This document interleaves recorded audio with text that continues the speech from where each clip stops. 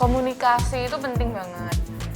Karena kalau jadi arsitek, desainer itu gimana kita mengkomunikasikan desain kita ke klien, ya paling gampangnya ke dosen waktu S1 gitu.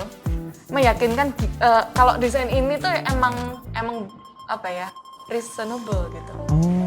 Tadi sempat aku lihat tuh banyak banget achievements-nya, banyak banget experience-nya.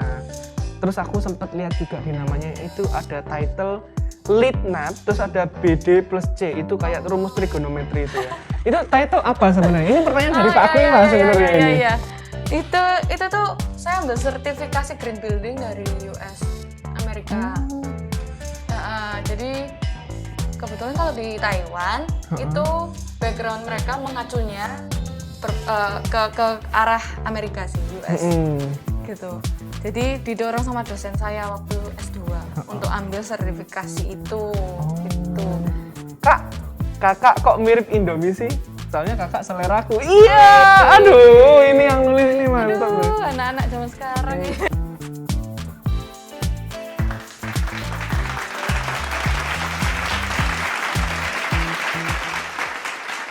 Ya, selamat pagi teman-teman, selamat pagi Bapak Ibu Guru, selamat pagi para staf yang juga melihat dan semua penonton. Di hari yang berbahagia ini, tanggal 9 Desember, kita kedatangan satu tamu lagi dan kita akan mengobrol bersama di acara Spotlight Talk Show seri ke-8. Dan hari ini saya, Kang Mas Evan Sanjaya, yang menjadi moderatornya ditemani oleh Cece cantik bernama Elizabeth. Nah, jadi sebelum kita mulai nantinya, Kang Mas Evan ini pengen banget teman-teman semua untuk on cam supaya terlihat senyum manisnya, terlihat giginya yang putih, terlihat lebih ganteng gitu ya. Jadi tolong di on camin dulu dong. Yuk, masa off cam, masa Mr. Evan Mr. lagi kan, Kang Mas Evan masak dikacangin. Yuk, nyalain kameranya. Tapi mic-nya nggak usah nyalain ya, nanti tabrukan sama suaranya Kang Mas Evan. Oke, jadi seperti yang Kang Mas Evan bilang tadi, kita sudah kedatangan Cece yang cantik, Cece Elis, dan kita akan berbincang, kita akan ngobrol-ngobrol dikit kayak di talk show-nya, kayak di podcastnya Om Deddy Mulyadi. Deddy siapa? Kobuser, sorry, Deddy Mulyadi DPR. Maaf. Kebiasaan politik saya. Deddy Kobuser, kita akan sedikit membahas dari hal yang nggak penting sampai makin nggak penting. Penting sebenarnya. Kita langsung mulai aja ya. Kita pakai gimmick kayak biasanya. 3, 2, 1, close the Zoom. Oke. Selamat pagi, Cece Elis. Tak panggil Elis saja ya biar enak ya. Nah, kita mulai dari yang simple. Cece Elis ini kan alumni SMA Petra 1 ya? Betul. Angkatan berapa sih? Dulu tuh lulusnya 2013. 2013. Kalau iya. Sama kayak saya, kalau misalkan nggak tinggal kelas ya. Berarti masuk 2010. Betul. Wih. Sama, jadi nggak usah panggil Cece, enak ini, Elis. Sayang saya sudah menikah ya. Oh, nggak, jangan bahas itu. Oke, sebelum kita jauh-jauh ke tempatnya Cece bekerja, tempatnya Cece kuliah dan lain-lain, kita kesini dulu ya, Ce ya. Kita bahas masalah yang Cece inget dari SMA 1 Surabaya, SMA Petra 1 Surabaya. Cece inget nggak guru-guru yang ngajar Cece dulu? Banyak banget. Contohnya? Ada, tadi Pak Aquila itu sebenarnya ternyata udah kenal waktu SMP, di SMP Petra 1 malah. Apakah sudah ubanan? Tadi. Pak Aquila sudah ubanan atau masih belum? kelihatan muda. Oh, masih muda ya sampai sekarang ya? Wih, mantap Pak Aquila. Itu kan yang kontak saya ya, humasnya sini. Oh iya, mantap Pak Aquila. Terus yang hubungi pertama kali itu Bu Neni sebenarnya. Bu Neni guru kimia kan. Ya dulu guru favorit saya juga itu. Yang bikin saya jatuh cinta sama kimia. Waduh, jatuh cinta sama obat-obat ya. Terus ada lagi? Ada Miss Yoka. Ada Miss Yoka. Foni. Sir Felix. Sir Felix dulu itu wali kelas saya juga. Wih, engkong kita tercinta ya. Ada lagi? Terus ada Budiah. Wah, Ada Budiah. siapa lagi ya? Pak Yo tadi. Sempat ketemu juga Sempat di ketemu. bawah. Masih berbahasa Indonesia dengan Pak ya, Pak Yo ya. Oh sepertinya. iya. Dari dulu ya kayaknya ya. Iya, kalau ini cuma ini aja ya komentar. Kalau menurutnya Kang Mas Evan sendiri, Pak Yo itu bahasa Indonesia sangat-sangat baik. Jadi enak didengar gitu cara ngomongnya ya. Gitu. Ada lagi? Yang Bu Sarah, ya, Bu Bu Sarah. Susan. Wih, Banyak ya. banyak ya. Kalau sama Kang Mas Evan inget nggak? Wah, kayaknya belum. Oh belum ya? Oh ya, soalnya kita sama-sama Belum SMA kenal, ya. iya. Iya, lupa saya. Ada nggak sih momen-momen yang teringat sampai sekarang di SMA ini? Di SMA dulu tuh sebenarnya saya tuh di SMA tukang sesi sibuk. Jadi sering istilahnya itu keluar kelas untuk ngurus-ngurusi hal ini itu. Nah, Pakai kitir. betul. Jadi escape-nya pakai kitir. Ini. Jadi zaman legal dulu. kan ya. Iya, betul. Seizin legal. guru ya kan. Betul. Cie nggak tahu kitir. Iya, Cie nggak tahu Terus kitir. sekarang nggak ada kitir ya. Nggak ada kan online Iya, kan semua. online. Aduh kasihan betul, ya. Dulu tapi asik ya, bisa nggak harus belajar terus tapi bisa mengembangkan di luar Betul. akademis ya. Tapi akademisnya juga nggak boleh ditinggalkan Betul. gitu kan. Karena itu salah satu basic yang penting ya. Dua-duanya penting gitu. Akademis dan non akademis. Akademis. Harus seimbang lah. Jangan skip Zoom. Nah, terus setelah Elis ini lulus, Elis kan memutuskan untuk melanjutkan pendidikan ke UK Petra ya, betul ya? S1-nya di UK Petra. S1-nya di UK Petra. Setelah itu, setelah selesai berapa tahun di UK Petra ya, Elis? 4 tahun. Wih, 4 tahun. Setelah lulus dari UK Petra? Puji Tuhan dapat beasiswa ke Taiwan untuk S2. Ini guys, dapat beasiswa. Itu yang harus kalian contoh. Jangan membuang-buang uang orang tua. Berprestasi loh ini, keren. Majornya apa ya Elis ya? Waktu di S1 dulu majornya apa? Arsitektur. Arsitektur. Setelah itu S2-nya? Sama arsitektur juga, tapi ada penjurusannya gitu, yang lebih spesifik. Gitu. Nanti kita ngobrol-ngobrol tentang itu. Boleh. Lebih Nah, lanjut ya. kita akan membahas ini mungkin yang kan kita title-nya The Design World ya, jadi dunia desain kan. Hari ini kita akan fokus ke arsitekturnya. Nah, jadi Cek Elis ini punya sesuatu yang akan diperlihatkan ke kita semua. Nah, di sini Kang Mas Evan akan bantu untuk memperlihatkan. Jadi tak expand ya. Sebentar. Duplicate tadi ya. Extend atau duplicate? Duplicate.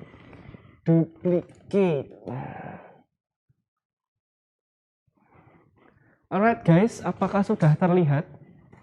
Mantap? Mantap. Nah, silakan Elis memainkan. Jadi ini adalah website punyanya Elis. Iya, teman-teman kalau mau visit juga bisa di www.elizabethkatrin.com. Ya, ini sekilas tentang background saya gitu. Ketertarikan saya memang di dua hal ini, parametric dan sustainable architecture design. Gitu. Kemudian ini sih kayak saya dulu sempat sebelum balik ke Indo ini saya sempat kerja 2,5 tahun di Taiwan gitu. Nah, di sini sama ini magang gitu. S2-nya dulu juga di Taiwan ya? Iya, S2 di Taiwan. Oh, setelah lulus langsung dapat rekomendasi pekerjaan. Betul. Itu guys, enaknya gitu. Iya. Kayaknya lebih seru langsung lihat ke beberapa hasilnya. Betul. Ini yang personal portfolio ini beberapa karya yang kayak saya kerjakan waktu semasa kuliah S2 ataupun yang di luar perkuliahan saya riset sendiri gitu. Ini kalau kalian buka ya guys ya, websitenya itu monokrom awalnya, begitu kursornya diarahin itu langsung berwarna. Iya. Ini juga ternyata salah satu pelajaran yang didapat dari S2-nya Elis di Taiwan. Iya, sebenarnya kemarin waktu S2 itu sempat penjurusannya namanya parametric design. Desain dengan menggunakan parameter. Wah, apa itu? Gitu. Apa itu? Kayak ada separuh codingnya, programmingnya, tapi tetap dalam ranah desain. Gitu. Jadi sempat main, misalkan ini main robot nih, robotik. Ini ada YouTube-nya juga, ada videonya kalau teman-teman mau lihat juga gitu nanti. Mereka main robotnya beneran, nggak pakai Main baterai robot. kayak kalian. Kalian pakai baterai, robotnya jalan-jalannya terus- kayak gerak jalan doang. Ini kemarin ini yang bisa kayak gerak-gerak gitu. Jadi ini belajar kayak ada elektronya juga. Wih, Bikin alat yang bisa gerak gitu. jadi arsitektur itu nggak cuma sekedar bangunan, macam-macam loh guys, Iya, nggak ini sekedar yang rumah. part yang bisa digunakan di bangunan gitu. Misalkan digunakan di skinnya bangunan, kulit luarnya gitu, dindingnya, ya kan, untuk memberikan pembayangan matahari biar nggak terlalu panas nih di dalam. Jadi kita pakai permainan yang namanya fasad ini, fasad yang bisa bergerak misalnya gitu. Jadi waktu nggak terlalu terik mataharinya, kita bisa buka, jadi bisa pencahayaan alami. Tapi waktu matahari terlalu silau, terlalu panas, bisa ditutup. Jadi ada kontrolnya kayak gitu. Arsitektur tuh luas banget sih. Cuman kebetulan saya mengambil satu penjurusan yang lebih spesifik gitu, nggak cuman arsitektur in general gitu. Nah, jadi kalau kalian mungkin terinspirasi, nanti kalian bisa lihat-lihat dulu, mungkin bisa Bisa. jadi inspirasi juga loh. Jadi Iya, bisa. desain itu banyak, salah satunya ya ini, gitu. Keren loh. Kalau senang IT juga. Iya. Nah, katanya Cici tadi sempat kita ngobrol juga nih, jadi mereka tuh juga belajar, Cici juga belajar ya, CLS ini juga belajar untuk codingnya. Sepertinya. Nah, itu bisa diceritain nggak sih, Ci? Gimana sih, Ci, maksudnya belajar coding? Kok arsitek belajarnya IT? Gitu loh. Oh, kok arsitek belajarnya IT? Iya. Lihat contoh di ini aja ya, slide saya aja ya. Boleh. Apakah terlihat slide-nya? Bentar, saya extend. keluarkan. Langsung yang ini aja, coba contohnya nih. Ini teman-teman sudah bisa melihat enggak? Bisa? Mantap. Nah, ini saya play aja, ini video. Nah, ini yang di sebelah kanan ini. Di sebelah kanan itu codingnya gitu. Jadi membentuk satu aliran logika. Gitu. Ada logikanya. Gimana kita menentukan desain kita. Jadi mungkin dari awal sang desainer itu belum punya bentukan yang fix. Gitu. Okay. Jadi agak beda ya mikirnya gitu. Kalau yang konvensional mungkin yang banyak orang tahu itu kita waktu gambar kita udah tahu nih pengennya mau menggambar apa. Tapi kalau kita dengan parametric design yang kita desain itu bukan bentukan hasil akhirnya, tapi yang kita desain itu programnya. Gitu. Dengan program ini kita bisa lebih leluasa, fleksibel untuk mengubah parameternya, bisa lebih interaktif ya desainnya, bisa lebih mengikuti misalkan permintaan klien atau perubahan dari struktur, perubahan dari engineer yang lain kayak gitu. Karena semuanya terintegrasi dalam satu informasi 3D modeling. Gitu. Jadi benar-benar dengan adanya ini tuh bisa program seperti ini tuh bisa fleksibel ya. Iya. Pekerjaannya jadi lebih fleksibel. Dan ya? Possibility desainnya itu yang lebih banyak. Gitu. Gitu daripada yang model konvensional. Betul. Jadi gitu guys, kan kita di masa-masa ya kita kan sudah tahu namanya globalisasi, nggak mungkin kita tetap stay dengan yang konvensional ya kayak C ya.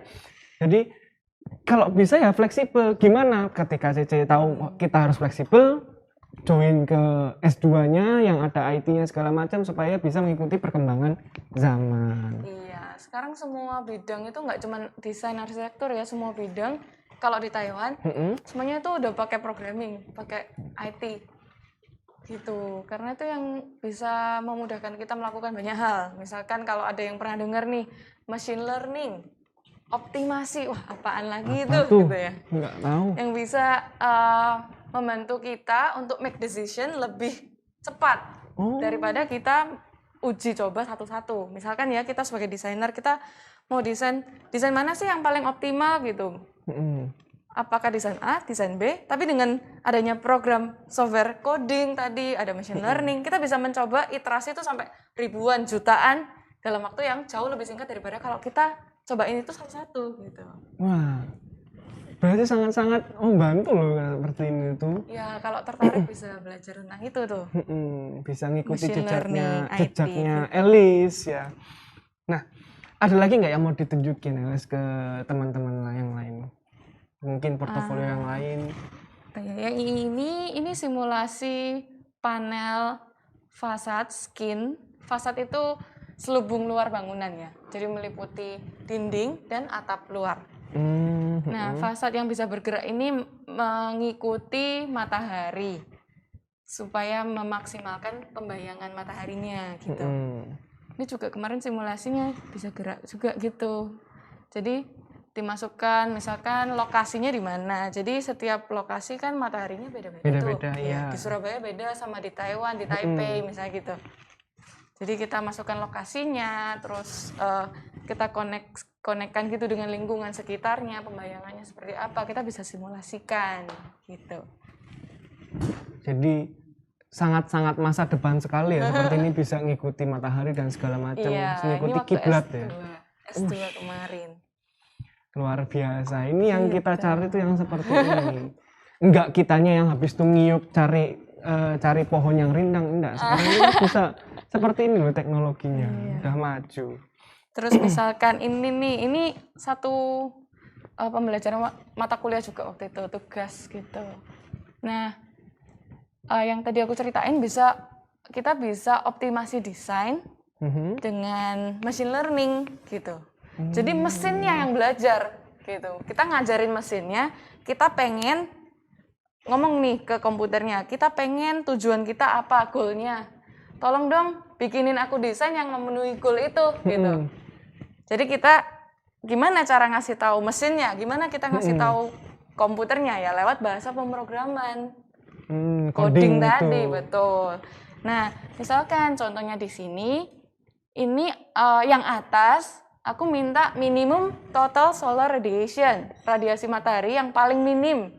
Supaya misalkan kita mau biar nggak panas nih ya, biar AC. Kulitnya nggak kena UV ya gitu ya, biar glowing ya. Terus beban AC-nya biar nggak besar, kan lebih hemat energi juga kayak gitu. Nah, gimana? Kita tinggal run komputernya dan dia bisa kasih kita opsi yang paling optimum kayak gini nih gitu, yang atas ini. Nah, yang bawah misalkan aku mintanya maksimum radiasinya. Misal aku mau pakai solar panel, jadi supaya perolehan energinya paling besar. Gimana nih? Nah, jadi aku setnya maksimum. Jadi berubah sendiri seperti ya? Ini, betul. Ya, hasilnya bisa berubah sendiri. Nah, ini tergantung kita set codingnya tadi. Gitu. Jadi dengan adanya coding seperti ini kita nggak perlu pusing-pusing mikir, sudah disiapkan ya, yang penting kita sudah ngajarin dulu. Kita harus ngajarin komputernya gitu. Betul. Tertarik? Ya, saya juga.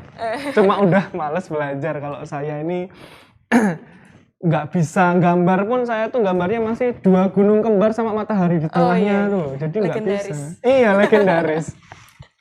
Nah, berkaitan sama 2 gunung kembar terus ada matahari dan burungnya pakai garis gitu. Dulu Elis ini apakah juga seperti itu gambarnya, terus habis itu makin bagus karena les, terus habis itu memutuskan untuk join arsitek, atau ada alasan lain? Oh iya.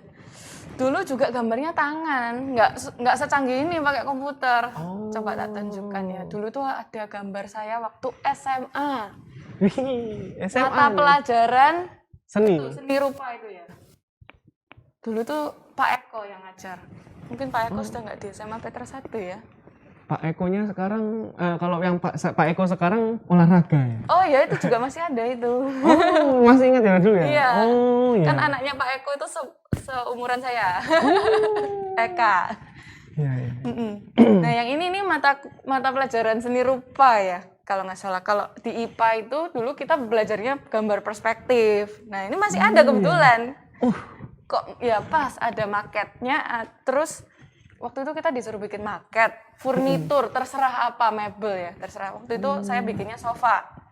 Terus gambarnya ini kayak tampak depan, kanan, kiri, sama tampak atas. Ini pelajaran SMA guys. Nah, ini pertama kalinya aku tahu tentang gambar-gambar yang arsitektural seperti ini. Ini kan sebenarnya basic arsitektural ya. Kayak gini.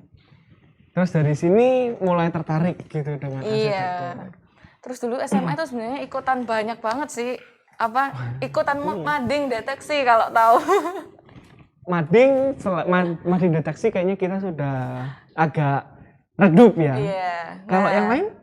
Terus ikutan majalah Indri. Indri, masih ada.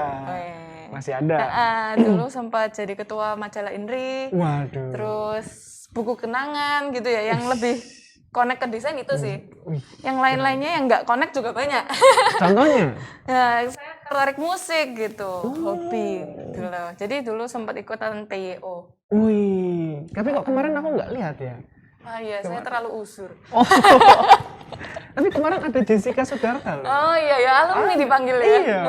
Saya sempat kok sekali alumni dipanggil untuk ikutan konser PYO sekali. Main apa di PYO? Megang kabel kah? Atau lampu? Sering kalau itu loh. Oh sering. Sempat pindah-pindah alat musik. Ini seni dulu luar biasa. Pertama itu biola, sempat waktu SMP. Terus SMA itu saya belajar saksofon. Ya, ini fotonya. Tapi di PYO itu kebetulan nggak ada saksofon waktu pertama-pertama itu. Saya tuh sempat main flute. Flute. Terus kadang-kadang doang itu saksofon. PYO lebih jarang sih. Seringnya kalau saksofon tuh main band. Ikut band juga? Iya, ikut band juga. Yang foto atas tengah ini nih lomba band tuh. Wih.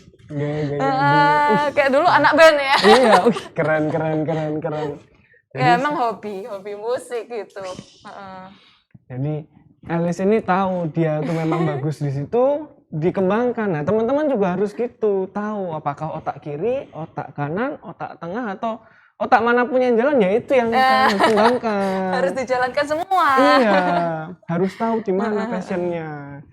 Iya, sebenarnya ya dulu kalau dibilang tahu passionnya di mana mungkin belum spesifik ya. Namanya waktu SMA itu sembarang kalir tuh, iya tuh dicoba semua. Selagi ada kesempatan, ya kenapa enggak kan gitu. Ada kesempatan ya dicoba. Aktif ya. Iya, dengan cara coba itu jadi akhirnya tahu aku sukanya ngapain sih, aku suka yang mana sih gitu. Tuh. Nah, kalau kalian tuh cuma makan tidur zoom, mandi aja sekali. Aduh. Pusing Barbie. Oke. Itu masih banyak ya sebenarnya cerita-cerita dari Alice ini. Iya, pasti banyak terkenang. Mungkin dulu skip kelas, terus habis itu nggak ketahuan, nggak ngapa-ngapain dimarahin. Mungkin pasti pernah kan? Saya sering kalinya pakai kitir kok. Gitu ya? Nggak yang ilegal. Jadi tetap keluar kelas, cuma dia melakukan sesuatu yang berfaedah. Betul. Nah, kalian ini udah zoom tapi matiin kamera. Ayo, nyalain kameranya. Nggak berfaedah kalian kalau cuma tidur nanti. Nah, Elis, aku mau tanya nih. Kita move ke kuliahan ya, karena ini juga ada anak-anak kelas 12, terus habis itu kelas kuliah ya. Iya. Terus kelas 10, kelas 11-nya itu juga ada materi untuk persiapan kuliah juga ada. Oke. Nah, mau tanya nih, dulu pas Elis kuliah di S1 dulu deh. Ya. Itu Elis tipe kupu-kupu atau kura-kura? Kura-kura, wih, kuliah rapat, luar biasa ini. Iya, soalnya memang suka organisasi kali ya. Jadi dulu waktu kuliah tuh, ikut segala macam deh. Wih, keren. Kayak ketua himpunan mahasiswa arsitektur, kayak gitu. Oke, ada lagi panitia banyak banget. Dan menurut Elis itu berpengaruh nggak untuk karir Elis? Sangat. Kenapa bisa Elis? Saya kayaknya ada share di belakang. Jadi Elis ini memang benar-benar aktif dari masa sekolah sampai sekarang. Gitu. Dari bertemu banyak orang itu jadi tahu karakter orang-orang yang banyak. Terus kemudian melatih leadership juga gitu kan. Soft skill itu penting, nggak cuman hard skill doang. Soft skill seperti cara kita berkomunikasi, leadership, manajemen waktu, manajemen segala hal ya gitu. Itu perlu dilatih juga. Perlu ya. Gitu.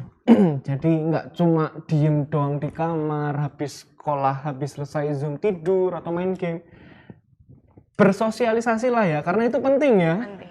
Untuk ini. Nah, teman-teman, kan nggak asik kalau cuma Kang Mas Evan aja yang bertanya. Jadi nanti kita sudah siapkan Mentimeter, linknya akan di-share dan teman-teman bisa klik di situ. Dan jika ingin bertanya ke CCL di sini, silahkan di drop pertanyaannya yang sopan, mungkin yang menginspirasi, pokoknya yang mungkin juga ditanyakan teman-teman lain supaya teman-teman lain nggak curious juga. Gitu, boleh di drop. Nah, ini langsung masuk beberapa pertanyaan. Ini saya suka ini kayak Q&A-nya YouTuber. Ya? Iya, kita kayak Q&A YouTuber, cuma kurang what's up my friend? Kurang gitu aja kayaknya ya, kayak Rando Laurentius. Nih, kita tanya dari yang simple dulu. Celis, kalau mau kuliah arsitek, apa yang harus dipelajari dari sekarang? Dari sekarang? Nggak ada spesifik sih sebenarnya. Nggak ada spesifik? Yang saya pelajari itu, yang pertama memang kemampuan spasial, ya. Kemampuan membayangkan ruang gitu. Terus bisa latihan gambar juga boleh banget. Boleh. Gambar tangan itu juga skill yang basic yang harus dipunya ya. Iya. Karena saya ingat betul dulu waktu mau masuk S1 itu ada tesnya. Tesnya tes gambar gitu. Gambar tangan. Gitu. Memang tidak bisa dipungkiri ya. Jadi arsitek basic skillnya harus ada. Harus ada ya. Menggambar. Jadi nggak tahu sekarang masih ada seni rupa yang kayak gitu nggak ya? Oh masih. Perspektif gitu. Ada masih. Ada ya. Kemarin malah proyeknya seni itu kolaborasi dalam bahasa Inggris, mereka bikin bangunan terus mereka promosiin bangunannya. Keren-keren sekarang loh. Apalagi selain menggambar? Selain menggambar sebenarnya. Soft skills? Arsitektur. Soft skill ya. Secara soft skill yang tadi sih, yang aku bilang kayak komunikasi itu penting banget. Karena kalau jadi arsitek, desainer, itu gimana kita mengkomunikasikan desain kita ke klien, ya paling gampangnya ke dosen waktu S1 gitu. Meyakinkan kalau desain ini tuh emang apa ya, reasonable gitu. Kita nggak ngarang-ngarang ini, nggak cuma coret-coretan tanpa alasan gitu. Tapi benar-benar meyakinkan harus kayak gini gitu. Kenapa? Ada alasannya, ada sebabnya gini gitu. Itu teknik komunikasi. Terus kalau teman-teman tertarik ke luar negeri, mungkin ya bahasa Inggris itu penting juga ya. Itu sama Kang Mas Evan penting itu. Ada lagi? Bahasa itu penting banget. Soft skill itu.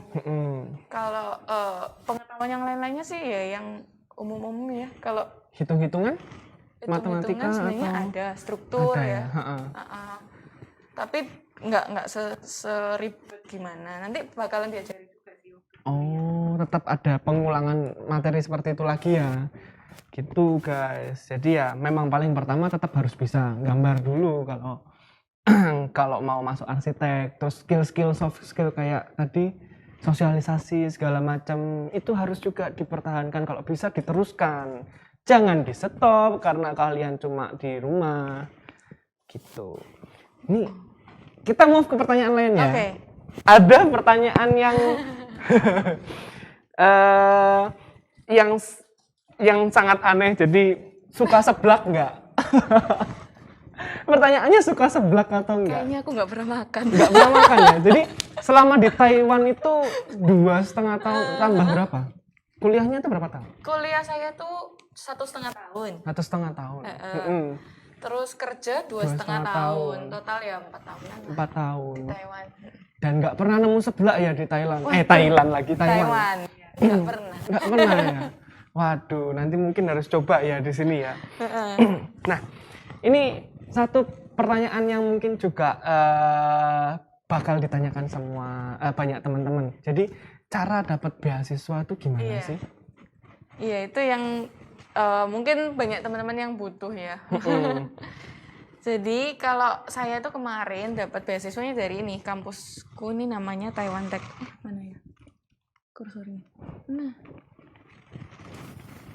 NTUST, National Taiwan University of Science and Technology, atau nama pendeknya Taiwan Tech.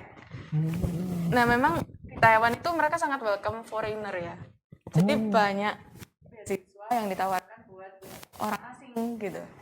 Salah satunya kampus saya ini yang paling banyak international student di Taiwan gitu. Paling banyak lah di sini. Nah, kemudian itu daftar aja online gitu. Terus saya itu belum sampai lulus dapat ijazah S1. Tapi tapi bisa pakai surat kayak surat keterangan kalau saya akan lulus gitu, kapan lulusnya. Dan transkrip nilainya. Betul. Jadi bisa pakai itu, berkas-berkas itu disubmit online gitu semuanya di websitenya gitu.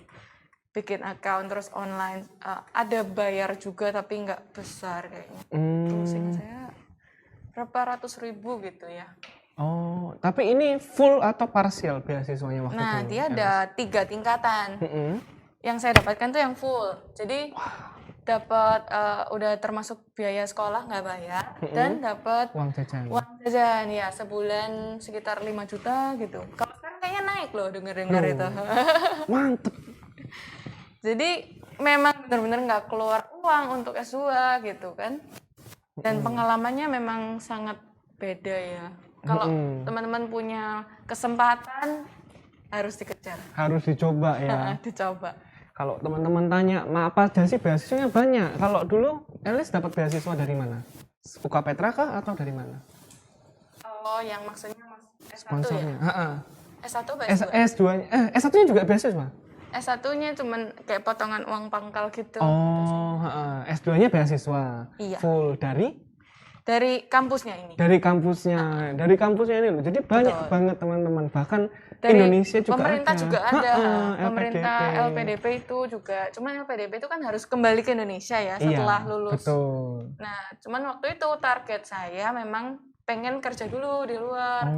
Biar punya pengalaman gitu. Jadi akhirnya nggak nyobain LPDP. Gitu. Jadi cari beasiswa yang lain. Jadi sesuai kebutuhan aja sih. Kalau teman-teman oke dengan kembali ke Indonesia, bisa banget nyobain LPDP, itu covernya juga gede. Iya. Full ada ya. Betul. Betul. Jadi pilihan semua di tangannya teman-teman.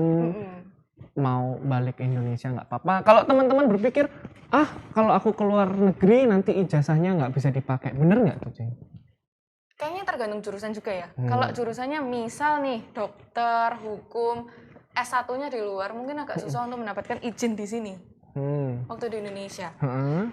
Karena perizinan mereka sangat kayak sangat susah gitu untuk dapetin license-nya lah ya. Iya. Jadi ada baiknya S1 kalau jurusan-jurusan itu tadi ya. S1-nya di Indo, S2 di luar. Oke. Itu. Tapi kalau untuk desain, arsitek, saya pikir itu oke-oke aja sih. S1, S2 di luar nggak masalah. Nggak masalah. Jadi it depends. Cuman memang terakhir itu untuk arsitektur ada lisensinya juga di Indonesia. Itu yang kayaknya saya kurang jelas juga sih penyetaraannya gimana. Apakah mereka mengakui pembelajaran di luar atau enggak gitu. Gitu ya guys ya. Jadi banyak pertimbangannya. Cuma kita berdoa aja kalau misalkan besok-besok ya tetap lebih gampang lagi supaya teman-teman juga bisa keluar semua. Mungkin yang pengen keluar tuh nggak perlu ragu lagi karena hasilnya seperti ini loh. Tidak mengecewakan, sangat-sangat keren gitu. Move to the next question. Kita punya question dari nggak tahu namanya siapa ini. C, itu kalau mau belajar sendiri, mau autodidak itu mulai sekarang dari sekarang ini itu bisa lihat video YouTube atau gimana. Terus pakai aplikasi Blender atau enggak? Oh iya. Atau ada aplikasi lain kayak mungkin Photoshop atau ya mungkin Filmora. Oh enggak mungkin ya kalau Filmora video kayaknya. Atau kesempatan kerja di masa depan nanti gimana? Nah, itu pertanyaannya. Keren ini. Wow, udah tahu Blender loh, keren banget. Ya, keren. Ini. Blender itu keren banget loh, tapi aku aja masih belum belajar. Loh. Aku masih belum sempat belajarin Blender. Yang aku pakai ini softwarenya kebanyakan tuh Rhino sama Grasshopper. Jadi Grasshopper ini yang sekarang lagi ngetren buat coding tadi, yang programming. Kalau memang tertarik bisa nyobain, coba cari ya Rhinoceros, badak. Itu nama 3D modelingnya. Terus ada plugin di dalamnya, itu namanya Grasshopper. Oh, jadi satu aplikasi tadi sebenarnya ya? Di plug-in-kan ke dalam. Oh, di plug-in-kan itu ke tadi dalam. buat ngodingnya. Yang tadi kan ada di videoku ada 2 layar ya. Dua layar. Yang kiri itu Rhino 3D modelingnya, yang kanan itu yang data-datanya, programmingnya, codingnya. Mereka connect. Gitu. Oh, jadi itu yang sering dipakai. Terus tapi kalau S1 itu memang kebanyakan masih pakai kayak SketchUp, AutoCAD. AutoCAD itu pasti sih. Iya, AutoCAD itu nggak bisa dihindari. Iya, betul. Gitu. Sampai aku kerja pun secanggih apapun tetap butuh AutoCAD. Tetap butuh ya, iya. Terus SketchUp itu gampang banget kan, kalau SketchUp teman-teman bisa belajar sendiri gitu. Bahkan kayaknya sekarang anak SMA udah pada bisa gitu loh. Iya, udah pada bisa malah. Wah, keren-keren banget loh anak zaman sekarang itu. Kayaknya dulu aku belum bisa. Iya, teknologinya udah beda ya. Dulu kita nggak itu pakai sih yang ini. basic. Gitu. Oke. Jadi tadi sudah terjawab ya beberapa pertanyaan. Jadi selain Blender itu bisa juga pakai AutoCAD juga bisa, SketchUp yang mungkin ini atau aplikasi Rhino tadi disertai dengan pluginnya Grasshopper. Nah, terus pertanyaan yang tadi masih lanjut, kalau kesempatan kerja di masa depan itu gimana? Oh iya, saya belum share ya kerjaan saya yang waktu di Taiwan iya, tadi baru cuma bilang kerja di Taiwan tapi belum tahu ya kerjanya apa. Iya. Yuk kita lihat sama-sama. Boleh. Yang ini kelihatan penasaran. Apakah terlihat websitenya? Enggak ya? Enggak, saya coba ini dulu ke duplicate ya. Duplicate. Terlihat? Mantap? Oke, mantap Pujiwo. Jadi ini beberapa kemarin proyek-proyek di Taiwan gitu. Jadi kan aku fokusnya di parametric design nih. Jadi yang coding-coding tuh. Itu skalanya waktu itu saya kebetulan nih dapat kerjanya di bidang fasad bangunan. Yang tadi itu. Iya, betul. Jadi kantor saya khusus konsultan fasad dan subkontraktornya juga sampai bangunnya juga gitu. Nah, aplikasinya tuh gimana sih misalkan di proyek ini gitu ya. Ini Taipei-dong. Dia stadion olahraga, sudah terbangun, sudah selesai. Cuman sekarang lagi dalam interiornya masih belum. Nah, luarnya ini atapnya ini kantor kami yang bikin gitu.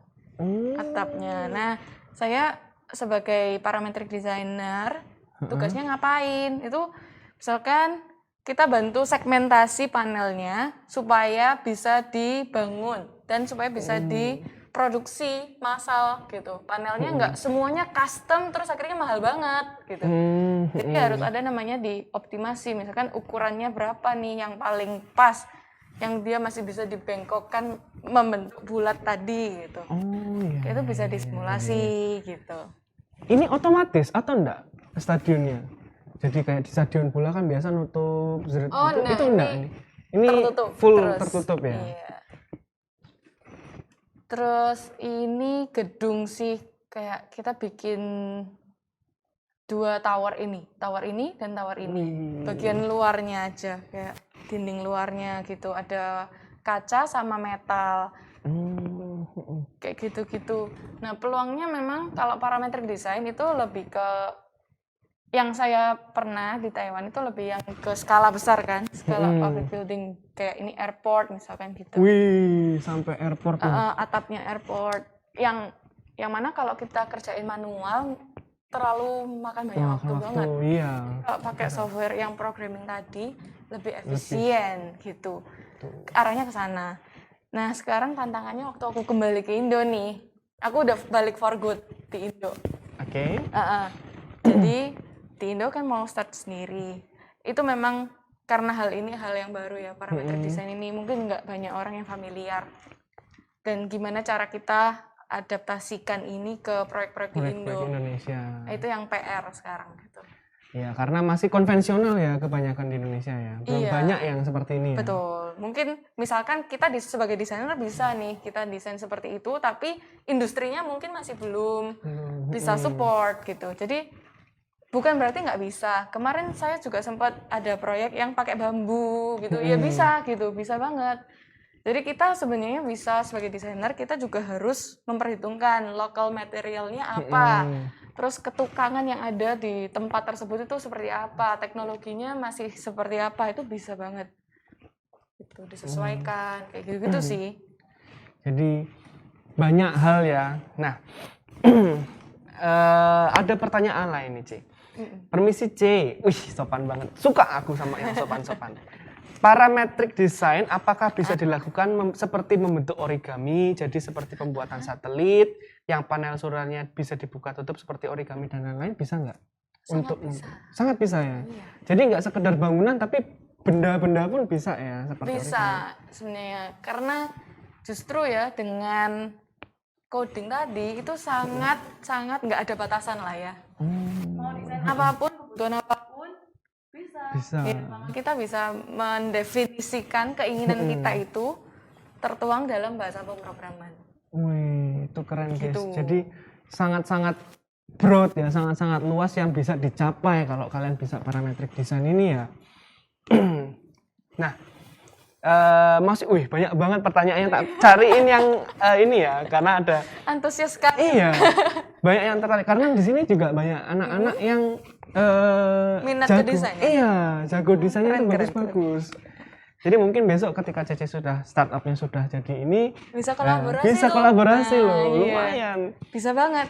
Nanti kalau nggak tahu kontaknya, tanya Bu Neni, kan Bu Neni punya kontaknya. Website saya ini ada kontak juga, ada DM-nya juga. Jadi yang tanya tadi, soalnya ada pertanyaan yang lucu-lucu sih, C. Cuma tak cari yang bagus dulu ya. Oke. Oh, tadi Blender sudah disebutkan ya. Jadi banyak ini yang tahu Blender tuh nggak cuma satu loh. Tadi ada beberapa juga. Ya? Iya. Padahal aku taunya Blender itu Cosmos. Bukan yang ini. Ternyata aplikasi bukan ada. Bukan yang itu, Pak. Ternyata. Iya. Beda. Sebentar. Bentar ya. Jadi apa yang membuat kakak ingin menjadi parametric design specialist? Ya. Pertanyaan yang bagus loh ya. Iya. Karena memang jujur waktu kita lulus SMA itu masa-masa yang paling kritis kan, kita nggak tahu mau kemana. Ini pertama kali kita menentukan arah dan tujuan hidup. Iya. Mau jurusan apa ya kan? Itu biasanya pergumulan, apalagi kalau udah kelas 12 tuh ya. Waktu milih arsitek pun ya itu memang hobi mungkin ya, berangkat dari kesukaan pribadi. Nah, tapi waktu parametric design, sejujurnya waktu saya berangkat ke Taiwan pertama kali, saya tuh nggak ngerti parametric design itu apa. Sama sekali, nol botol. Jadi saya berangkat ke Taiwan itu sebenarnya harapan awal saya itu mau ke green building. Oh iya. Gitu. Jadi bangunan yang hemat energi gitu ya. Green building benernya banyak sih, nggak cuma energi doang. Banyak konservasi yang lainnya, yang bagaimana bangunan itu bisa memperhatikan alam gitu. Karena itu basic yang saya dapat dari S1. Kan? Parametrik aku nggak belajar sama sekali di S1 saya gitu. Jadi benar-benar nggak ada background. Waktu ke S2, waktu berangkat ke sana, ambil mata kuliah, terus kok suka gitu. Gitu. Dan saya merasa itu menantang karena susah banget sih pertama kali belajarnya karena nggak ada basic programming sama sekali gitu. Sama kayak teman-teman arsitek yang lain ya bisanya cuma gambar, iya. Maksudnya bisa 3D modeling pun ya yang biasa, bukan yang pakai coding. Waktu belajar pertama kali coding emang susah, logikanya beda banget. Nah, tapi aku merasa itu menarik dan menantang gitu ya. Dan waktu milih tesis kayak semacam skripsinya S2, akhirnya saya itu mengkombinasikan, jadi saya bikin sesuatu yang green building tapi menggunakan parametric design tadi sebagai alatnya kayak gitu. Dan dari situ akhirnya dapat pekerjaannya juga ya yang related sama itu ya. akhirnya. Cuma banyak ya cabangnya pekerjaannya, jadi nggak perlu Betul. takut ya. Betul, arsitektur luas banget loh. Luas banget, jadi nggak perlu takut sebenarnya. Bahkan di Indonesia loh perumahan banyak yang mau bangun perumahan, jadi kalian nggak perlu takut sebenarnya. Tinggal kalian tuh mau enggak gitu loh, berusaha aktif, berusaha biar kayak CC-nya gitu loh. Nggak cuma males-malesan kan gitu, nggak cuma off cam, ayo masih banyak yang off cam kan. Gitu, ayo on cam dulu. Nah, Ci, ini ada yang bertanya juga, ini juga menarik. Apalagi ini berkaitan dengan pandemi, Ci. Nah, apalagi waktu itu Taiwan sempat juga hektik juga ya pas pandemi itu. Terus pas pandemi itu Cece pas di sana ya? Masih kerja di sana ya? Iya, saya baru balik kan Oktober akhir. Ini ada pertanyaan yang menarik, Cece. Pandemi seperti ini apakah berdampak buat aspek-aspek bisnis arsitektur dan yang lainnya, Ci? Kalau di Indo kerasa banget sih ya. Sekarang properti turun, beberapa proyek terhambat gitu. Tapi waktu di Taiwan itu nggak seberapa kerasa, masih normal. Kerasa, ya? Normal semua ya, puji Tuhan juga sih waktu di Taiwan itu semuanya bisa terkendali. Memang mereka hebat banget mengontrol COVID-19-nya. Gitu. Both government-nya sama masyarakatnya, citizen-nya ya. Betul. Jadi itu sangat terkendali waktu itu. Terus waktu di Indonesia ini memang tantangan tersendiri. Iya. Gitu. Karena kalian ini suka jalan-jalan. Coba kalau kalian dan semua orang lain itu stay sesuai dengan aturan, nggak nakal, pasti kayak di Taiwan nggak akan berdampak aja ya. Iya, di Taiwan nggak berdampak ya. Berdampak gitu loh. Jadi semua itu ya balik lagi ke kita sendiri. Dari kita, oleh kita, dan untuk kita. Wih, demokrasi kan. Pelajaran PKN, ingat dong. Oke, masih ada pertanyaan yang lain. Ini juga pertanyaan yang selalu saya pikirkan ketika ada teman-teman yang kuliah di luar negeri, tapi bukan yang di kampus berbahasa Inggris. Kak, kalau kuliah di Taiwan, apakah harus bisa bahasa Mandarin? Ah iya. Jadi saya waktu berangkat nggak bisa Mandarin. Wih, ini mau pucat ya. Tapi memang program yang saya ambil S2 saya itu internasional, jadi pakai bahasa Inggris. Oh, programnya full. Jadi nggak semua kampus ada. Kebetulan kampus saya ini, ya aku ya carinya yang bisa bahasa Inggris sih, karena sadar diri juga nggak bisa Mandarin. Nah terus waktu di sana baru belajar Mandarin, ambil kelas-kelas Mandarin gitu, karena itu butuh untuk aku kerja kan. Tapi waktu kuliah sih nggak pakai Mandarin sama sekali. Nggak pakai Mandarin ya, cuma pakai bahasa Inggris ya. Nggak mungkin pakai bahasa roh, diem-diem semua. Nggak tahu kalian nanti dosennya ngomong apa, tahu-tahu udah amin gitu. Nah, tadi kan kita bahas pekerjaan, masih bahas pekerjaan nih.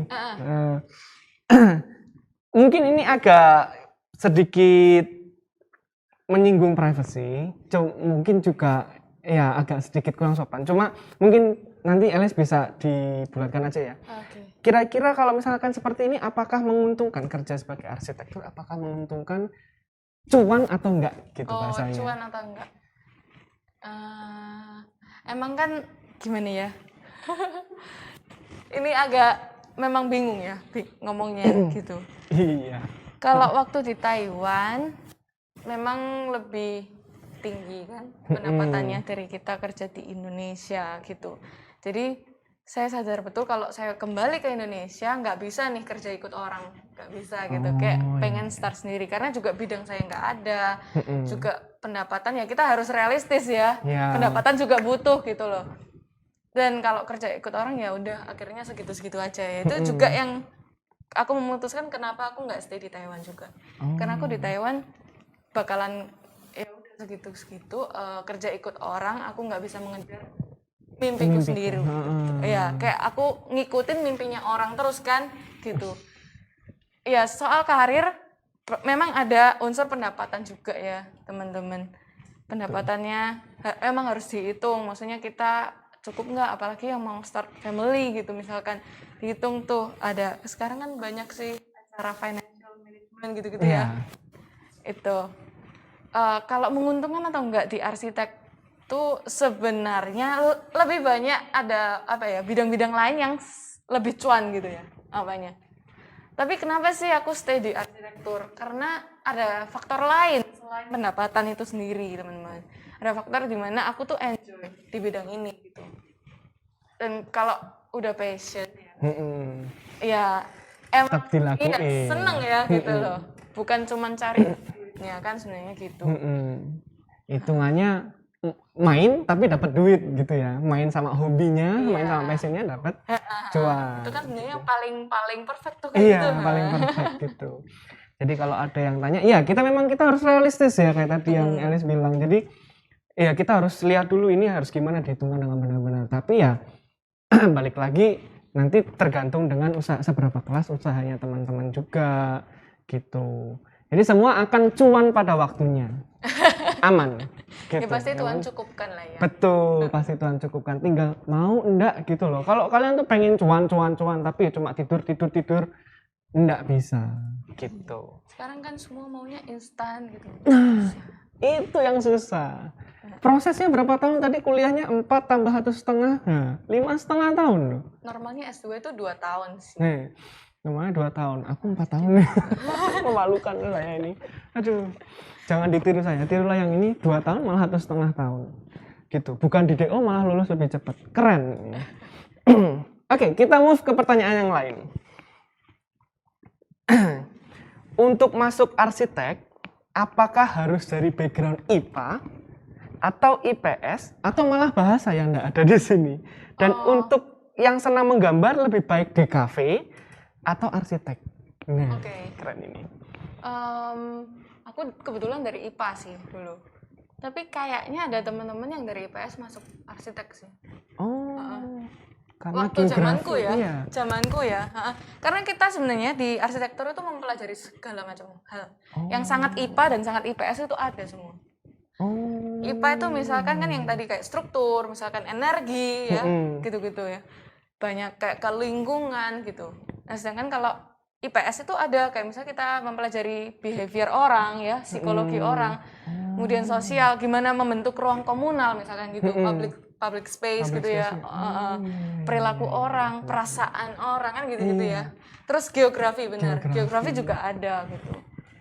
Jadi pencampuran semuanya ada di arsitektur. Cuman yang jadi syarat saya nggak tahu ya sejujurnya untuk zaman sekarang nih apakah ada syarat tertentu. Kalau zamanku dulu boleh dari IPA IPS. Boleh ya. Boleh. Lah, tapi kan anak-anak ini anak-anak lagi teman-teman ini kan cuma bisa mengambil satu jurusan. Terus ada nggak kira-kira kiat-kiat atau tips dari Elis untuk mereka yang mungkin dari IPA tapi kok nggak bisa belajar geografi, terus gimana? Ada nggak tips-tipsnya atau? Ya sejujurnya karena aku sendiri sukanya IPA, tergantung teman-teman mungkin ya sukanya apa, IPA atau IPS. Kalau emang suka IPA yang ngambil IPA nggak masalah, suka IPS juga ngambil IPS nggak masalah, nggak ada yang mana yang lebih bagus, nggak ada yang lebih jelek gitu. Selama teman-teman bisa memaksimalkan diri teman-teman di pilihan yang sudah diambil. Nah waktu aku mengambil IPA dan aku ngambil arsitektur, jadi aku otomatis lebih kuat di bagian sainsnya. Jadi aku maksimalin diriku di bagian itu gitu. Kalau teman-teman yang dengan background IPS mau masuk arsitek ya perkuatlah di bidang itu, misalkan jadi mereka yang arsitektur perilaku namanya gitu ya. Ada gitu. Ya? Ada. Atau arsitektur yang lebih ke historical. Ada juga historical IPS ya. Iya, betul.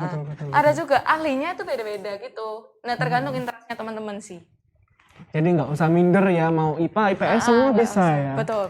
Yang penting sekali lagi niat gitu. Iya, maksimalin aja diri teman-teman dimanapun teman-teman saat ini gitu ya. Iya. Terus tadi apa pertanyaan di kafe atau arsitek ya kan?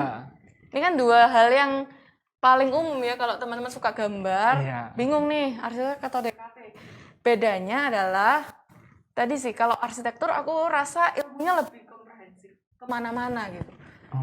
bidangnya itu nggak cuma seni doang, gitu, nggak cuma gambar doang, ada yang lain-lainnya, ada strukturnya, ada misalkan tadi sejarahnya, ada apa, banyak banget, gitu. Dan aku sukanya di arsitektur ini malah karena dulu juga interestku luas, aku bisa mengintegrasikan itu di satu kesatuan arsitektur tadi gitu. Nah, bedanya kalau di kafe, sepengetahuan saya yaitu lebih ke art gitu. Teman-teman yang lebih suka artnya, sisi seninya gitu, visualnya bisa ke sana. Kan di kafe lebih kayak bikin graphic design ya, terus video, fotografi gitu-gitu. Jadi agak beda. Dan tergantung teman-teman nanti ya mau milih yang mana, Iya. yang cenderung kemananya. Sama-sama bagus kok. Cuma kan kebetulan CLS ini kan masuknya yang arsitek. Lebih ke teknik ya. Kalau di Indonesia arsitektur ini masuk di fakultas teknik. Nah, sedangkan di luar negeri itu nggak mesti. Ada yang masuk teknik, ada yang masuknya ke art. Jadi tergantung kampusnya gitu. Jadi penekanannya akan beda-beda. Beda-beda ya. Betul. Tergantung fakultasnya ya. Betul. Jadi ya nanti teman-teman cari-cari lagi, cari-cari lebih lanjut ya. Jadi jangan sampai salah masuk nantinya. Apakah teman-teman cenderung ke art atau yang tekniknya tadi. Nah, terus ini ada pertanyaan pribadi dari Kang Mas sendiri. Oh iya. Nah, tadi sempat aku lihat tuh banyak banget achievements-nya, banyak banget experience-nya. Terus aku sempat lihat juga di namanya itu ada title Lead NAP, terus ada BD plus C, itu kayak rumus trigonometri itu ya.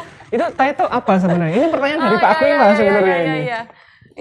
Itu tuh saya ambil sertifikasi green building dari US, Amerika. Jadi kebetulan kalau di Taiwan itu background mereka mengacunya ke arah Amerika sih, US. Gitu. Jadi didorong sama dosen saya waktu S2 untuk ambil sertifikasi itu gitu. Itu tentang kalau mau mensertifikasikan sebuah bangunan apakah ini green atau enggak, skornya berapa kayak gitu ya. Kayak kalau barang tuh ISO gitu loh. Iya. Ada standarnya. Nah, ini ada standar untuk green building namanya LEED. Dan profesional itu ada LEED AP, yang BD Plus itu Building and Construction. Jadi dia LEED itu banyak, ada yang landscape, ada yang building construction, ada yang interior gitu. Jadi skalanya beda-beda. Yang aku ambil yang building and construction. Gitu. Tapi berkaitan sama green building tadi ya. Iya. Jadi tujuannya sebenarnya tercapai dong. Kan awalnya ke luar negeri kan mau green building. Betul. Iya, sempat ya. Wih, keren. Semua tercapai loh. Bisa gitu loh, kalau kalian tuh harus bisa. Jangan sampai kalah sama yang angkatan yang atas gitu loh. Kalian lebih keren. Nah, masih ada pertanyaan lain. Tak balik lagi ke pertanyaannya teman-teman aja ya. Masih banyak ini, mumpung masih ada waktu ya. Ada waktu, masih banyak waktu. Waktu di Taiwan kan itu kerja selama 2,5 tahun ya. Nah itu tapi kan setelah lulus. Betul. Kalau sebelum lulus bisa nggak? Oh iya bisa. Part time job gitu. Kalau di Taiwan itu aturannya seminggu maksimum 20 jam part time job. Seminggu maksimum 20 jam? Iya. Nah saya dulu juga sempat sih 3 bulanan doang sih. 3 bulan part time di satu kantor green building. Gitu. Jadi ngantornya lebih fleksibel, kayak sehari bukan 8 jam, misalkan sehari setengah hari doang gitu ya. Atau seminggu kita cuman masuknya 3 hari, 2 hari. Gitu, nggak boleh lebih dari batasan yang udah ditentukan di working permit-nya gitu. Tapi itu biasanya kan ada aturan dari beasiswa nggak boleh ya. Nggak boleh kerja. Ini tapi boleh ya? Asalkan dapat izin kerja, working permit sebagai student itu ada, legal. Nah itu harus seizin sekolah dan profesor. Seizin sekolah sama profesor. Jadi bukan dari pemberi beasiswanya, bukan ya? Bukan. Jadi dari universitasnya. Gitu. Jadi yang bertanya izin dulu. Nggak semua profesor bolehin sih. Jadi tergantung. Jadi tergantung profesornya. Ada profesor yang nggak mengizinkan juga. Loh, sebentar, ini kan kalau kuliah kan kita pasti profesornya beda-beda, sama seperti guru. Lah, itu yang mengizinkan itu siapa? Profesor mata kuliah atau profesor Pembimbing ya? Iya, dosen pembimbingin skripsi gitu lah ya. Oh, Pembimbing iya, skripsi. iya. Betul. Kalau S2 kan kita harus pilih pembimbing itu dari awal. Gitu. Dari semester 1 itu. Jadi dia yang akan jadi semacam orang tua kita selama pembelajaran S2 itu. Itu guys, jadi besok kalian kuliah bakal tahu kok namanya DPA, biasanya pembimbing akademik kalau misalkan di beberapa tempat kuliah. Jadi harus diizinkan dosen itu dulu ya. Betul. Baru boleh. Jadi nggak sembarangan kalian, aduh duitku habis terus kerja, nggak bisa. Harus dapat izin dulu. Semoga menjawab ya tadi pertanyaan bisa kerja atau nggak bisa ya, tetap ya berarti ya. Bisa dengan itu tadi. Dengan syarat-syarat tadi. Dan syarat-syarat itu. Ini ada pertanyaan lucu tapi enggak berfaedah, tapi pengen saya sebutkan. Silakan. Ini bukan pertanyaan nih.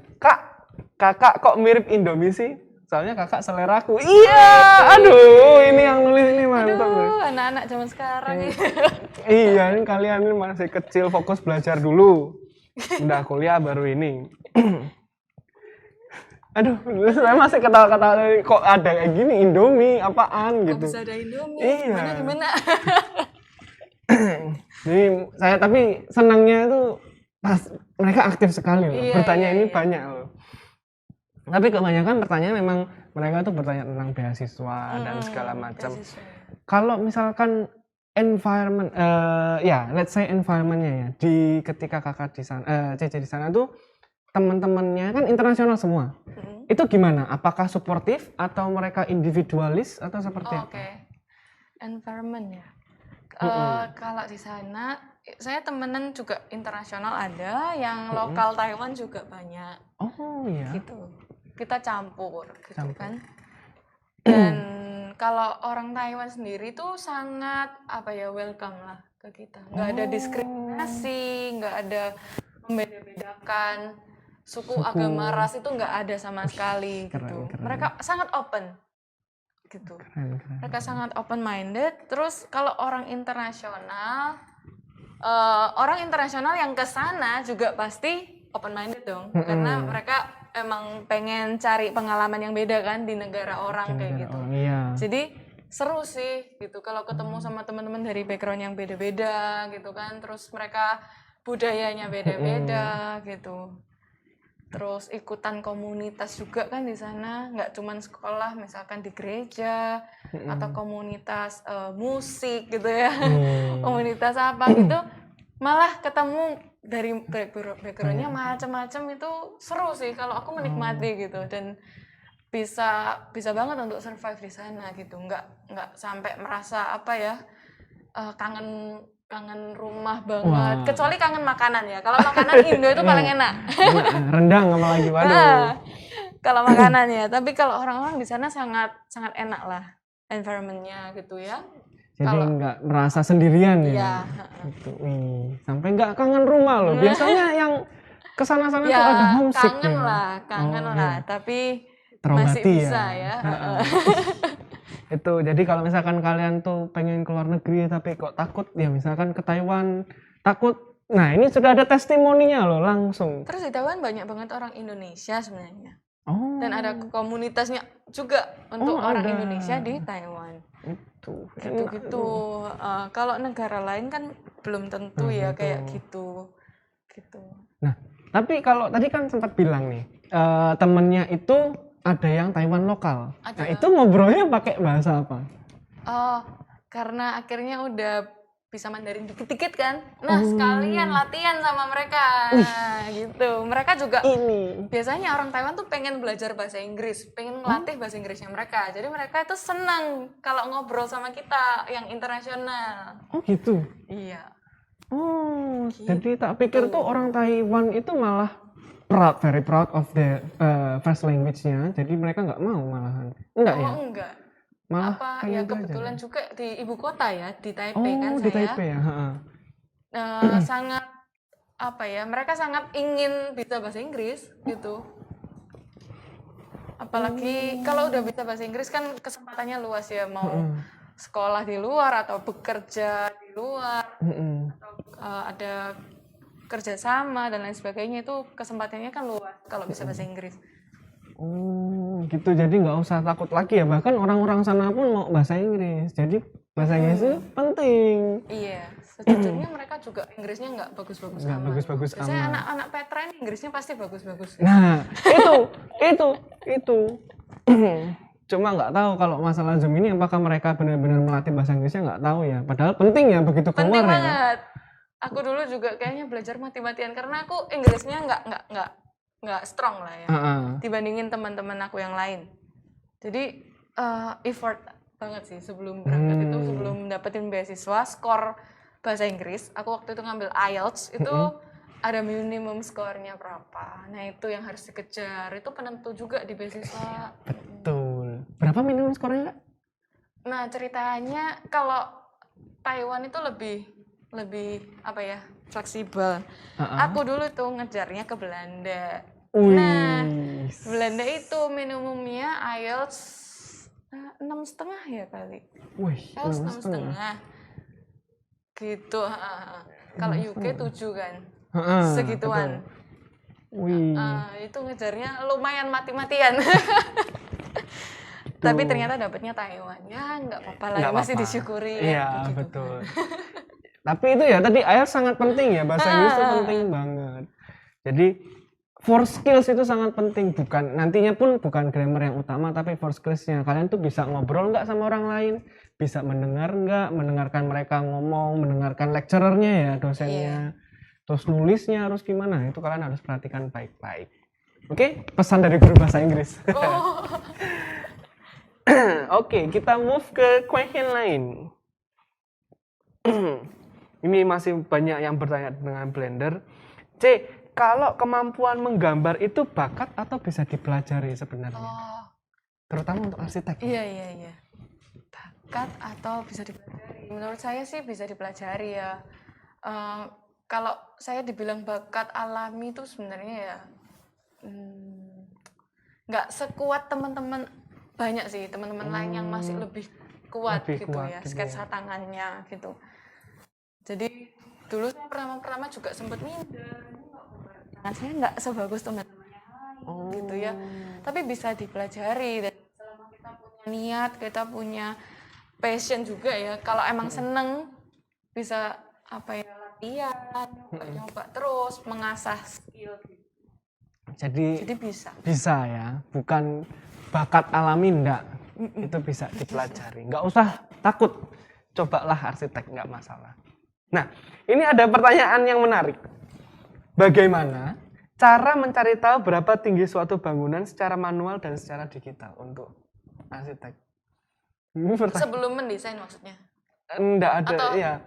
Mungkin sebelum bangunan yang sudah jadi, terus kita mau ngukur tingginya berapa? Atau kita bahas sebelum mendesain aja gitu ya? Sebelum mendesain. Ya. Ada aturannya kan dari pemerintah gitu, untuk daerah tertentu tingginya maksimum berapa. Gitu. Kamu misal dekatnya airport nih, nggak boleh tinggi-tinggi karena untuk landasan pesawat kan. Ada maksimumnya, daerah mana nggak boleh lebih tinggi dari sekian meter. Gitu. Terus juga itu penghitungannya ada perhitungan komersilnya juga kan. Untuk misalkan gedung kantor atau apartemen, mereka pasti ngitung juga modalnya berapa, balik modalnya ketika apartemennya dijual, balik modalnya gimana kan gitu. Semakin tinggi memang semakin menguntungkan kan. Luas tanahnya kecil tapi bisa banyak yang dijual gitu. Tapi modal yang keluar di awal juga harus lebih besar ketika kita mau bangunnya tinggi. Jadi pertimbangannya banyak. Tapi memang bisa dihitung secara manual, bisa dihitung juga secara digital ya? Iya. Kalau yang digital pakai Rhino tadi ya? Banyak sih sebenarnya. Oke. Jadi itu jawabannya tadi ya. Jadi sebenarnya dua-duanya bisa, mau hitung manual, mau digital pun bisa. Ada rumusnya pun ada. Cuma nggak mungkin kalau Cece-nya ngajarin di sini bosan kalian nanti. Udah ada ahlinya cukup. Sendiri sebenarnya. Iya, ada ahlinya. Jadi saya bukan ahli di situ kalau boleh jujur gitu. Jadi nanti ketika kalian masuk baru kalian tahu sendiri ya cara menghitungnya. Nah, pertanyaan yang lain ini agak sedikit mungkin adalah pertanyaan yang sangat meresahkan mereka, atau mungkin bahkan Cece juga merasakannya. Jadi permisi C, mau tanya, lulusan arsitektur itu bisa terbilang banyak, sama seperti hukum, pengacara. Nah, bagaimana sih kalau dari Cece sendiri yang di arsitek itu tips agar dapat unggul dari kompetitor yang ada? Itu gimana? Ini menarik ini, keresahan. Iya. Kalau dari aku memang karena aku tahu banyak banget arsitek ya, lulusan arsitek S1 di sini ya pengen sesuatu yang lebih spesialis kalau aku ya. Jadi aku mau dalami di satu bidang yang khusus spesifik, dan kebetulan yang saya dalami sekarang itu di Indonesia masih sedikit. Di Surabaya kayaknya juga masih belum ada gitu. Nah, ketika udah khusus spesifik, akhirnya kita bisa beda lah ya dari yang lain gitu. Bukan berarti lebih baik, lebih jelek, enggak sih. Sebenarnya maksudnya itu untuk opsi yang berbeda gitu. Terus arsitek itu kan sebenarnya ada kode etik ya, kayak dokter. Jadi kita itu nggak boleh mengiklankan diri itu nggak boleh gitu, memarketingkan diri itu nggak boleh. Iya, jadi persaingan yang tidak sehat itu nggak boleh. Menjelek-jelekkan arsitek lain apalagi, ya kan? Nggak boleh. Itu nggak boleh, dilarang. Kayak dokter gitulah ya, kan mana pernah ada dokter pasang iklan gitu di koran, harga saya termurah se-Surabaya, nggak ada. Iya juga ya. Gitu. Iya juga. Ada kode etiknya gitu. Oh, jadi nggak boleh. Apakah cuma itu kode etiknya? Banyak sih. Banyak ya. Oh, tapi yang jelas nggak boleh mengiklankan, itu salah satu yang paling penting. Nah, tapi kalau gitu tuh terus gimana caranya? Misalkan aku juga arsitek. Terus Cici juga di sini kan mau buka di sini. Gimana caranya Cici itu bisa menang dari aku? Gitu loh. Yang paling penting itu kalau desainer portfolio sih. Portofolio ya. Itu kenapa aku bikin website yang kayak tadi teman-teman lihat di awal. Nah, ketika kita nggak bisa mengiklankan diri kan gitu ya, ya kita bisanya ada menunjukkan hasil karya kita yang sudah pernah kita buat sebelumnya gitu. Jadi sebenarnya kita itu bisa ngapain sih, kita tunjukkan itu. Oh, jadi iya meskipun nggak bisa mengiklankan diri, pamer masih bisa gitu ya. Boleh. Apalagi sekarang zaman Instagram, iya, kan? Betul. YouTube, TikTok ya, sekarang udah nggak ngikutin aku TikTok. Sama, aku juga enggak. Malah masih pakai Friendster aku tuh. Padahal udah mati apa ini ya.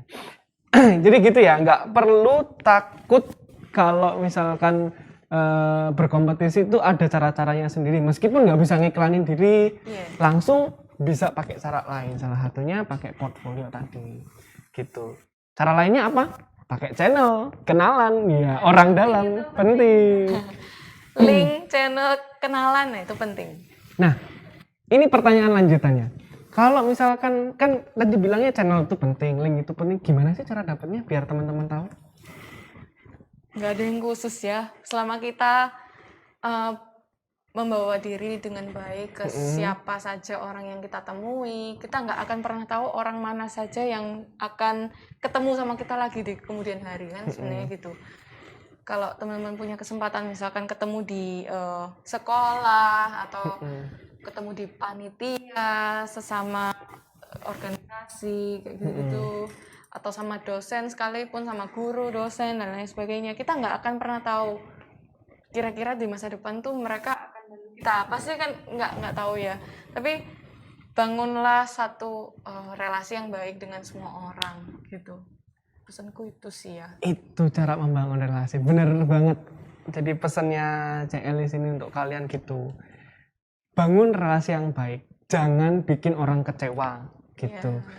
Nggak ada yang tahu, bener loh katanya. Nggak ada yang tahu loh. Siapa tahu nanti besok kalian buat proyek, Alice yang bantu gitu kan, nggak ada yang tahu. Jadi semua itu harus dibangun berdasarkan relasi yang baik. Iya, terus apalagi jasa kan, itu butuh trust. Kalau misalkan kalian itu dari awal aja bikin trust issues, gimana mau nanti? Sama gurunya aja udah sering bohong lah. Itu bahaya bosku. Nah, C, ini ada lagi pertanyaan C. Kalau kuliah di Taiwan itu untuk seorang wanita dan sendirian aman nggak? Sangat aman. Taiwan memang hebat banget loh. kayak sendirian kemana-mana di sana tuh enak banget. Padahal nggak naik mobil ya, kalau di sini kan mobil-mobilan iya. gitu. Di sana tuh jalan kaki kemana-mana, naik MRT, bus ya kan. Pokoknya public transport lah, aman banget. Itu emang negara yang terkenal aman, Taiwan. Jadi Bahkan ya, ekstrimnya ya, dompet ketinggalan, HP ketinggalan, besoknya balik. itu nah, di Gitu. sini Di Indonesia aja kayaknya belum 1 menit udah. aduh udah hilang. Ada CCTV aja mungkin hilang kok. Nah itu hebatnya orang Taiwan itu ya, mungkin karena tingkat ekonomi mereka juga udah baik gitu kan. Jadi memang tingkat kriminalnya di sana rendah gitu. Tetap ada lah ya kasus itu sangat jarang tapi sangat jarang. Sangat jarang, tapi tetap aman ya untuk mahasiswa Relatif pun aman, iya. Gitu. Nggak usah takut ya, jadi kalau mau kuliah ke luar negeri sendirian nggak usah takut. Namanya cari pengalaman, nggak usah takut. Toh sudah ada testimoninya loh, aman. Nah iya.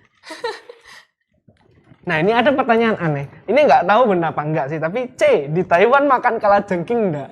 Loh? Enggak. Kok enggak pernah kelihatan ya? Aku nggak tahu juga. Nggak ada kayaknya. Apa di yang ekstrim-ekstrim ya? Mungkin ya. Tempat yang ekstrim-ekstrim di temple gitu adanya, saya tahu itu daging ular. Oh ya? Kalajengkingnya nggak ada. Cuma nggak pernah nyoba ya. Oke, C, sorry ya batuk ya. Udah lama ngomong. Minum dulu tak, Pak? Nggak usah, tanggung sedikit lagi. Oh iya. Mau triduan lagi nanti.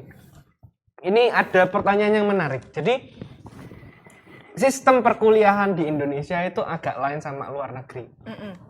Nah, sudah banyak tersebar informasi kalau misalkan di luar negeri itu ada perkuliahan yang tidak membutuhkan skripsi. Apakah di Taiwan S1-nya juga tidak perlu buat skripsi, Ci? Ada. Ada. Iya, ada. Jadi tergantung kampusnya, tergantung jurusannya.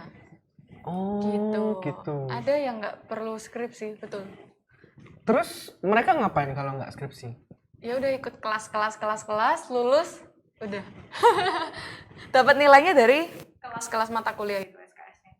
Oh ya? Iya. Tapi nggak ada skripsinya. 144 SKS. Itu mana saya kurang tahu ya. Oh. SKS-nya. Jadi kalau ditanya seperti ini ada ya, tapi di luar negeri ya. Ada. Oh ya? Yang tanpa tesis gitu. Oh ya? Ada. Kalau Cece kemarin?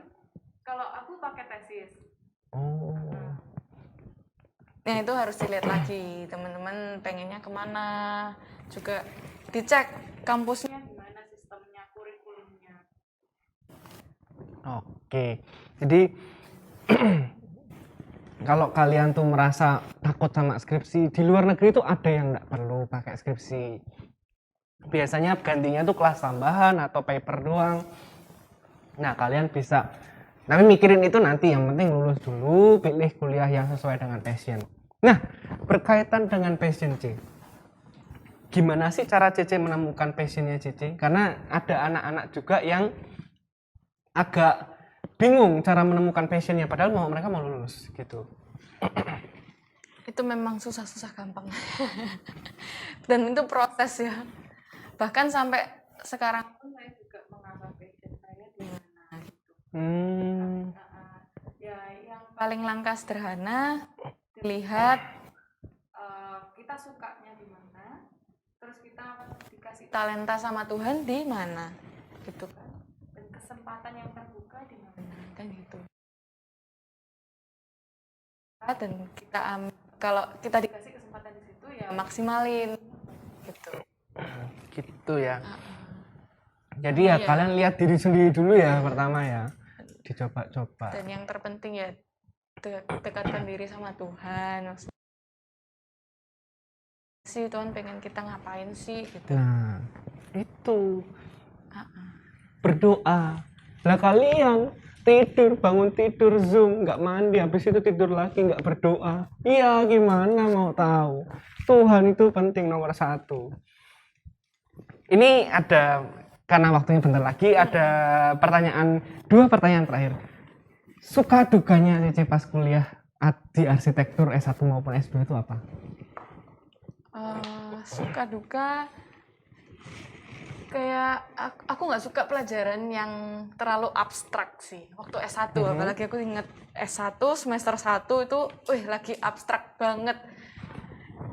Mungkin basic aku suka yang lebih ke science ya. Yang lebih lebih bisa dipertanggungjawabkan gitu loh, lebih eksak gitu.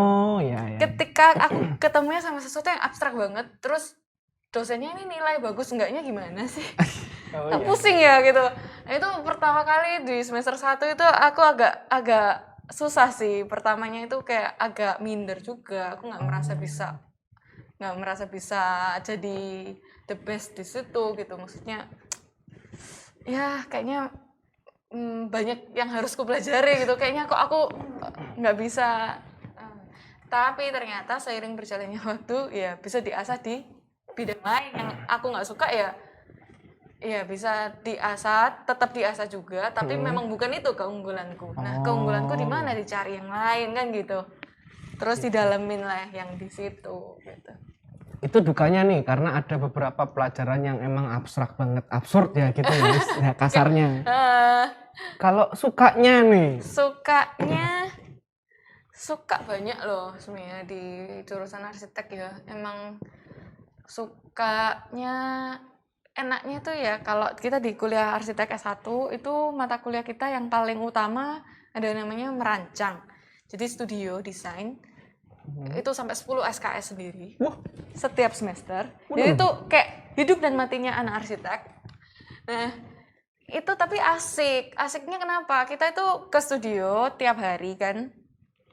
Terus ketemu sama teman-teman nih di studio, ya udah desain aja gitu di studio bareng-bareng. Nah bisa diskusi sama teman-teman, bisa tuker pikiran, apa seru sih. Terus bikin maket, nggak tahu ada teman-teman yang suka bikin maket. Kalau aku pribadi aku suka banget lihat sesuatu yang 3D gitu ya. Terus bisa diutek-utek gitu. Itu aku suka banget. Nah sekarang mungkin online ya, sistemnya beda. Kurang tahu juga. Nah aku menikmati itu proses mendesain, diskusi sama teman-teman, sama dosen. Gitu. Terus ikut lomba, ada ya lomba organisasi, banyak banget. Lomba di arsitektur, desain banyak banget. Wih, keren. Jadi 10 SKS, 1 SKS kan kalau itu S1 ya dulu ya? Iya, S1. 1 SKS kan 1 jam. 10 jam loh berarti. Seminggu bisa Senin sampai Kamis. Iya, Anda kuat? Saya tidak. Nah, itu yang bikin anak arsitek lemburan gitu. Kalau begadang kalau mau deadline. Wah, ini masih suka SKS ini sistem kebut semalam jangan-jangan.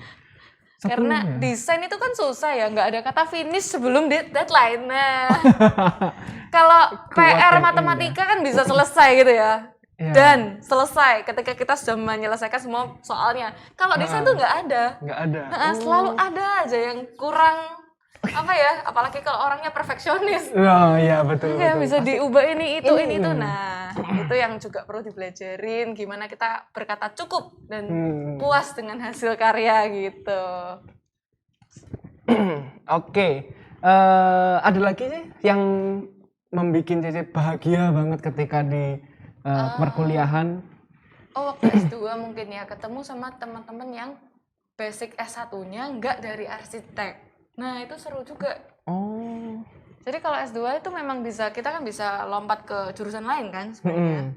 Jadi ada juga teman-teman yang dari misalkan desain industri atau dari teknik sipil, tapi masuk S2-nya arsitek.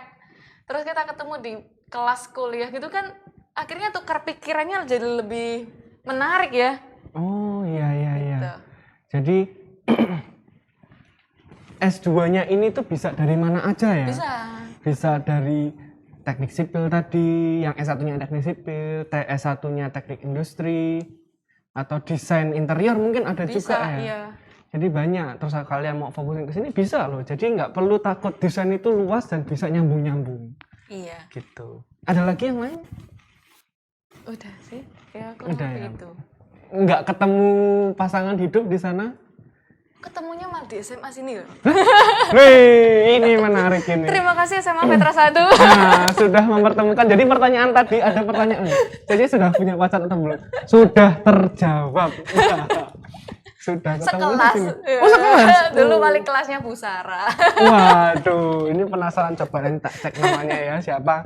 Gitu. Dan aduh, ini masih banyak pertanyaan sebenarnya. Iya. Cuma udah 10.26, 4 menit lagi ya. Jadi kayaknya kita akan segera tutup sesi Q&A ini. Ini sangat asik ya, belajar arsitek. Kita lihat tadi bangunan-bangunannya dibikin pakai 3D model. Sebenarnya ini udah bocoran loh. Ini sebenarnya asetnya si CL loh untuk bikin startup di sini loh. Iya. Saya belum publish loh kalau yang mau bikin startup ini. Nah, tuh, ini bocoran loh. Tapi kalau besok nanti kalian juga tertarik nggak apa-apa. Namanya kan becomes an inspiration for you kan gitu. Siapa tahu besok kalian habis itu balik, mungkin mau kerja sama atau seperti apa, kan banyak akan peluangnya. Gitu. Nah, untuk kalimat penutup saya akan tutup dengan satu quotes dari Mamang Steve Jobs. Kita tahu dong Steve Jobs desainnya meskipun bukan arsitek ya, tapi desainnya itu bahkan sangat mendunia. Kalau kita tahu desain iPhone 4 ya, itu adalah desain original Steve Jobs dan itu yang sampai sekarang dipakai bahkan ke iPhone 13. Jadi ada satu quote yang sangat menarik, yaitu design is not just what it looks like or what it feels like. Design is how it works. Jadi nggak cuma terlihat, nggak cuma apa yang dirasakan, tapi juga bagaimana itu bekerja. Itu desain yang secara mendalam. Nah, kalian temukan passion kalian di desain. Sekali lagi ingat apa yang Steve Jobs bilang, itu nggak cuma terlihat di tampangnya doang, tapi juga bagaimana fungsinya. Seperti CLS ini tahu bukan cuma bentuk building yang harus bagus, dia mengukur semuanya. Kalian juga harus bisa seperti itu. Oke? Saya kira ini adalah akhir dari talk show kita ya. Itu saja. Kalau kalian masih ingin bertanya lebih, bisa bertanya dengan Cece. Bisa buka websitenya. Tadi apa sih websitenya? www.elizabethkatrin.com. Katrin.com. Pakai Y ya. KATHRYN. Nah, pakai Y bukan pakai I. Oke, mau tanya-tanya silahkan di situ. Mau lihat portofolio lebih lanjut bisa di situ. Mau minta saran mungkin ada email saya juga di situ, di kontak websitenya. Nah, itu ada email gitu, boleh bisa ditanyakan di situ. Oke? Kiranya itu dulu. Kita akhiri kali ini dengan gimmick 3, 2, 1, close the Zoom. Bye bye.